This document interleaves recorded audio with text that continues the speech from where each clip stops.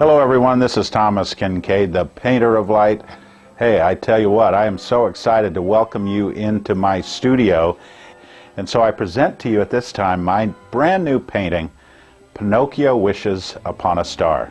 Now I call these paintings narrative panoramas because these are not just recreations of a given scene from the movie.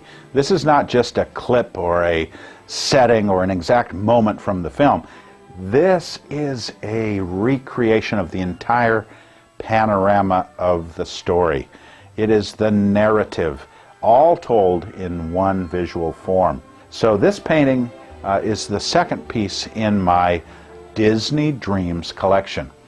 These are my daydreams of the places and the worlds envisioned by Walt Disney, but reinterpreted as a Thomas Kinkade painting. The starting point of the Pinocchio image is Pinocchio himself.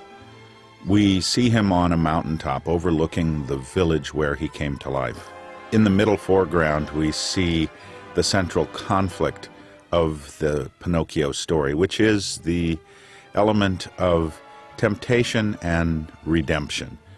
In this case, temptation is embodied by the comic character of Honest John and his sidekick. You see them making their way up the cobblestone path. At Pinocchio's side is his own sidekick, Jiminy Cricket, who serves as the moral counterbalance in the story. Hovering in the sky above them is the Blue Fairy, who presides over the scene as an otherworldly apparition. She becomes the presence of grace in the movie. In the central mid-distance, we see Geppetto's workshop. Geppetto is a creative individual surrounding himself with the works of his own hands. Beyond Geppetto's workshop, we see Stromboli's stage, and the master puppeteer is upon the stage getting ready to conduct a showing. There are hidden details throughout the painting, and the crowd of onlookers for Stromboli's show provided me with a couple opportunities for hidden elements. You'll see Disneyland balloons being held by members of the crowd, and you might even see a familiar face or two. As we venture beyond the mountain village, we see the coastal village that is the setting of the greatest time of temptation for Pinocchio. Above the wharf, we see the bridge over which the boys are crossing in the carriage, being driven by the evil wagon master who is taking the boys to their destiny. The boat will sail across the waters of the bay and arrive at Pleasure Island, which is itself bedecked with lights and getting ready for another day of providing temptation to the boys. In the mid-distance, we see Geppetto's sailing vessel with Geppetto himself at the steering wheel. If you look real carefully, perhaps this would take a magnifying glass, but you will see Geppetto's companions, the kitten Figaro, and, of course, Cleo in her fishbowl. Of course, there are obstacles, as we see in the case of Monstro the whale, who is attempting to gobble up Geppetto and his sailboat. Coming back to a more general view of the composition, we are aware of the light and the sparkling of the sunrise or sunset as it bounces off the waves. People have asked about the butterflies, and it is true they don't appear in the story, but they are included as a suggestion of the magical nature of the Pinocchio story. I think this painting required over 300 hours of studio time.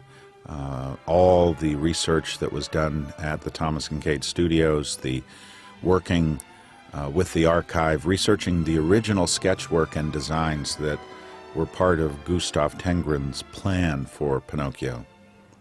Pinocchio is part of the Disney Dozen, so named because there will be 12 paintings in the first grouping of images created to tributize the great moment from Walt Disney films.